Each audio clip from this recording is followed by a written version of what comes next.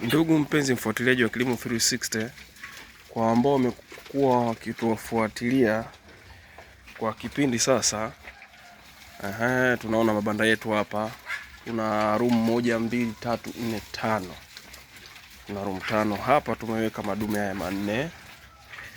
Alafu hapa tuna hawa vibwagala wetu wako 5.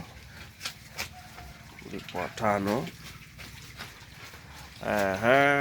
Hapo mwingine huyu hapa wako 5. Alafu hapa tunao 7. Pale tunao 2 kwa 2. Sasa kama ambavyo nilisema awali, nguruwe ni wanyama ambao wanazaliana kwa haraka sana. Sasa hapa tuna hili eneo ambalo tulikuwa tumelijenga, na tulifanya hivi kwa ajili ya kupunguza budget, kubana budget. Ndio maana tuliliunganisha mbele ya haya mabanda hapa, ili walau kupunguza budget. Tutarajia kufanya roofing hapa siku si nyingi na kuimarisha maeneo haya ambapo mabanzi yalitoka.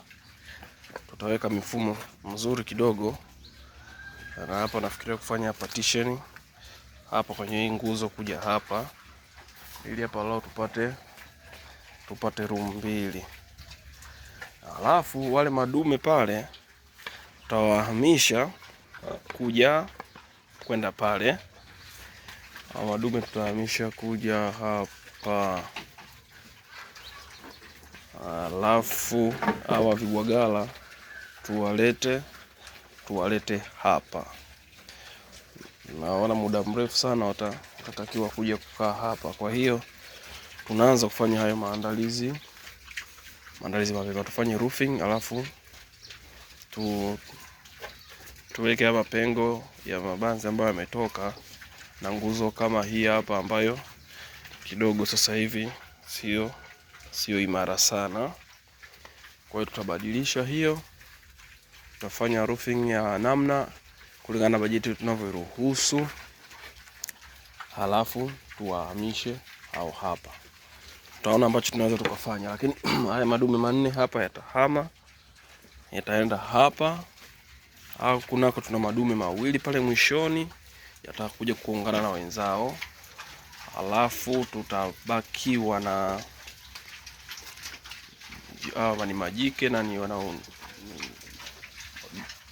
baba yao ni mmoja, kutoka kwa dume moja. Kwa hiyo hatuwachanganyi, mambo yasije yakaharibika.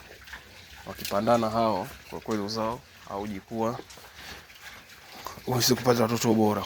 Kwa hiyo tutaona namna ya kuacha hapo waendelee wao. Alafu hawa watoto tunao 12.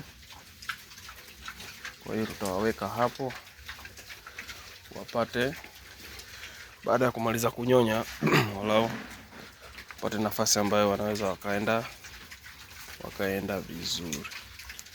Endelea kutufuatilia video zetu mbalimbali tumeweka. Kama unatamani kuanza project hii ya nguruwe, inalipa.